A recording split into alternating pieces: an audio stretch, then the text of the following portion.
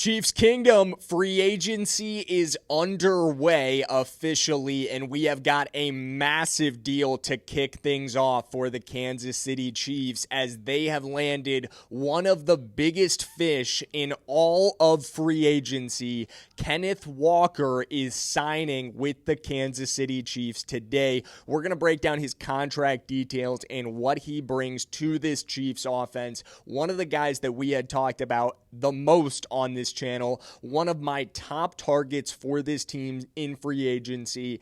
Feels like Christmas Day because we wake up and here he is. Kenneth Walker is a Kansas City Chief, and I cannot wait to talk to you guys about it. And that is exactly what we're doing, which is why you subscribe. Whenever there is Kansas City Chiefs news, which there is going to be a lot of over the next couple of days, guys, free agency is just getting going. The Chiefs are just getting going.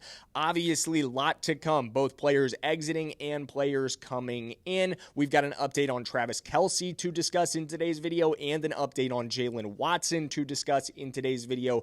A lot to discuss right now, but this will absolutely not be the only video that we have out today on the Chiefs news because more is to come. So make sure you are subscribed, and today is a great day to turn those notifications on as well if you don't want to miss a moment. But let's go ahead and get into the deal for Kenneth Walker. It is a 3-year, $45 million extension. Let me make sure I'm getting the numbers correctly on this. I raced in, but I'm 100% sure it's a 3-year, $45 million. Yes.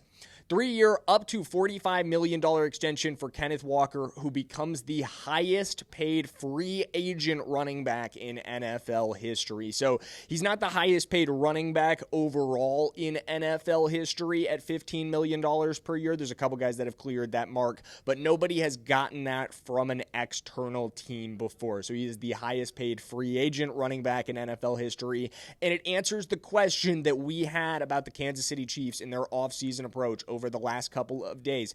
The report that we'd seen from Jonathan Jones from CBS about the Chiefs are looking to spend $8 million on a running back. They're looking to go a little bit cheaper in this direction at that position. That turns out not to be true, and I think it's the right move. This is a big investment into a position you needed to invest in big time, in my opinion.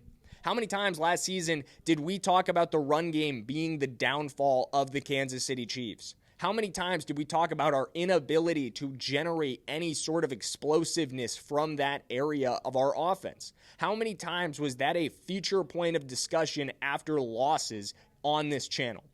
More than I could count. It absolutely was a massive problem for this Kansas City Chiefs team. You don't have to be a football expert. You don't have to be a football guru, have to play in the NFL to realize that they were not good enough at getting that done last season. They generated the lowest rate of explosive runs of any team in the NFL from their running back group. The player on the Kansas City Chiefs with the most explosive runs, that means runs of 10 or more yards last season, was Patrick Mahomes. That's unacceptable. At the end of the day, it cannot work out that way. He's not Lamar Jackson. I mean, I love Patrick Mahomes. That's not his game at the end of the day. That's going to get him hurt. We need a steady run game that he can rely on. And he did get hurt last season. I don't think it was because of the scrambling. Obviously, it happened on kind of a freak play there. But we saw what happens when you put too much on Patrick Mahomes last season. He needed more help, and props to Brett Veach and the rest of this Kansas City Chiefs front office for realizing that and for making a change, for doing what needed to be done. You're going to hear from a lot of people that this is an overpay, that this is too much money to spend on a running back. But when you are positioned as the Kansas City Chiefs are positioned, which not many teams in the NFL are positioned this way, mind you, positioned to win a Super Bowl within the next couple of years, you do everything you can to get that job done. And when one of your biggest areas of weakness, one of your biggest areas of need of improvement is the run game, you invest what you need to invest in getting better at that. And we saw in the Super Bowl alone how explosive was Ken Walker for the Seahawks in that game. He was absolutely pivotal. He drove so much success for that team in that game alone with some of the explosive runs he was able to create, some of the huge plays that he was able to generate for that team. Absolutely enormous for them in that game. Absolutely enormous for them. And we're going to break down more about Kenneth Walker and about his contract in just 1 minute. But first, I got to give a shout out to the sponsor of today's video, and that is Prize Picks. Shoot your shot on Prize Picks, guys, and get $50 instantly in lineups when you play your first $5. That's right. Prize Picks is now giving you $50 in the lineups when you sign up and play your first $5. Prize Picks makes every dunk, every dime, and every board that much more exciting. So don't miss this chance to get started on America's #1 app for sports picks. Prize Picks is simple to play. Just pick more or less on 2 to 6 player stat projections. If you get your picks right, you could cash in. You can pick from all your favorite sports, guys. It's anything from basketball, baseball, hockey, UFC, soccer, college basketball, tennis, golf, esports, and more. Guys, I love using Prize Picks. I use it all the time because when I do, it just makes the game so much more exciting to watch. So you can join millions of users and sign up for America's #1 sports picks app. Download the Prize Picks app today and use code CLNS to get $50 in lineups after you play your first $5 lineup. That's code CLNS to get $50 in lineups after you play your first $5 lineup. Prize Picks, it's good to be right. Indeed, it is. And again, I don't think the people who are going to tell you that this is too much money to pay a running back are right. We talked about this over and over again on this channel, that while investing in Kenneth Walker was going to cost the Chiefs a pretty penny, and it ultimately did at $15 million a year, it's a worthwhile thing to do. I think the fallback options were okay. I think you're going to see Travis Etienne get a solid payday as well, but I think after him it was very, very little depth. So I think the Chiefs made the best decision available to them, investing well into a player that I do think is the right kind of guy to invest in. We've seen Kenneth Walker be very steady for Seattle over the last couple of seasons. Every year, except for one where he dealt with injuries, he was at or near 1,000 yards for this team. 3 of 4 seasons at or near 1,000 yards. Steady production, steady efficiency, and a great year in 2025, especially in the clutch.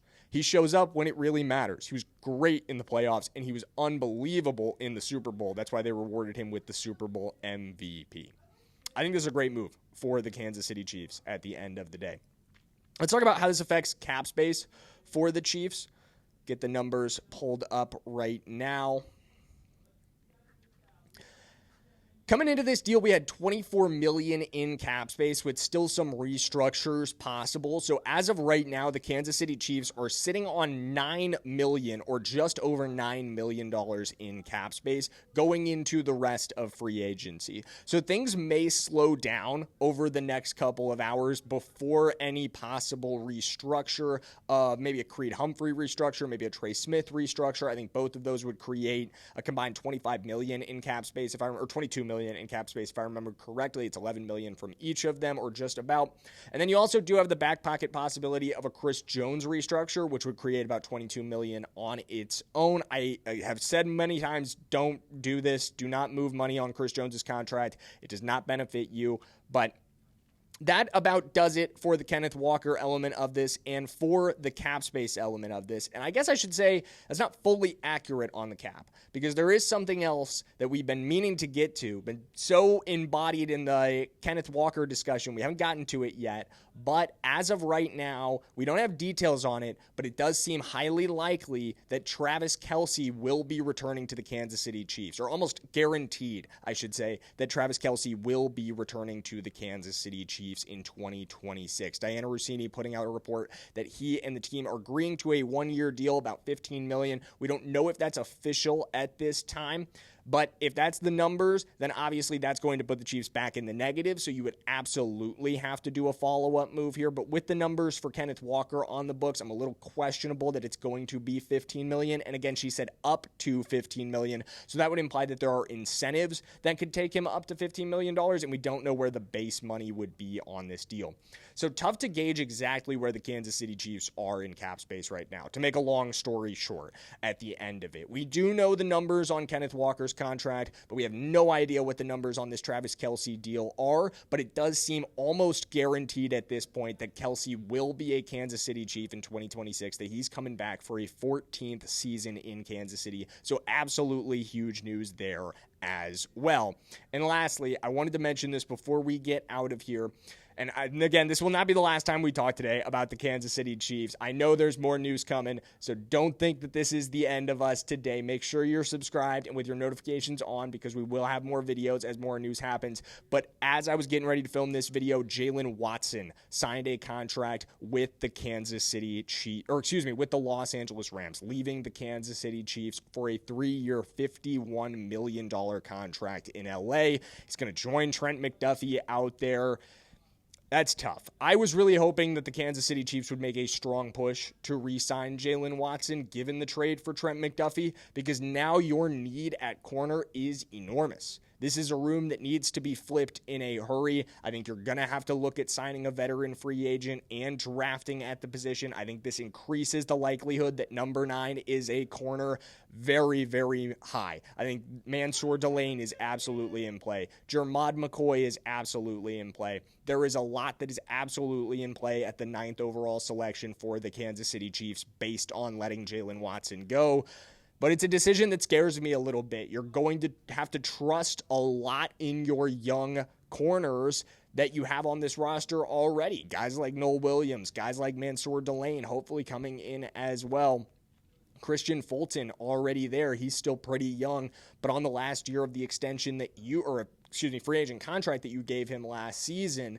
So it's an interesting situation in this corner room, one that I'm hoping we get more clarity on over the next couple days, maybe a follow-up move coming that explains more exactly why the Kansas City Chiefs felt comfortable letting Jaylen Watson go. But Jaylen Watson lands with the Los Angeles Rams on a 3-year, $51 million deal. Travis Kelce seems almost guaranteed to be coming back. And biggest of all, in my opinion, Kenneth Walker is a Kansas City Chief on a 3-year, $45 million contract. That's going to do it for now, Chiefs Kingdom. Make sure you subscribe with your notifications on, like I said, because there is more news to come, and we will see you then when it does. As always, let's go Chiefs.